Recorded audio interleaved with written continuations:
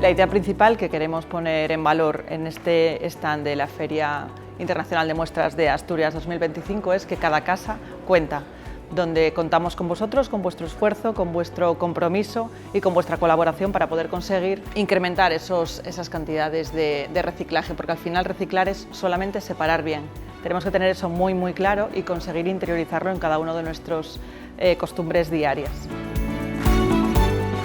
Ponemos el foco, por una parte, en el gran problema ambiental que supone el desperdicio de materiales, la gestión inadecuada de los residuos y cómo contribuye también esa manera insostenible de producir y de comportarnos a las emisiones de gases de efecto invernadero, que como sabemos son las que están contribuyendo al cambio climático, y cómo dentro de esas cuatro paredes que son nuestro hogar podemos tomar decisiones que contribuyen realmente a esa separación en origen, que es la clave del reciclaje.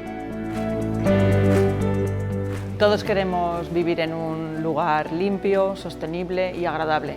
Para eso tenemos que apelar a la responsabilidad de todos y cada uno de los ciudadanos asturianos y asturianas.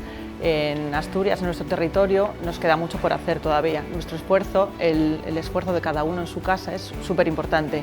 Tenemos que ser conscientes que reciclar no es tan difícil, que al final es simplemente separar. Con el simple hecho de separar unos envases, separar el vidrio, conseguimos muchísimo, conseguimos recursos que van a volver a redundar o que van a volver a colocarse en nuestro paraíso natural.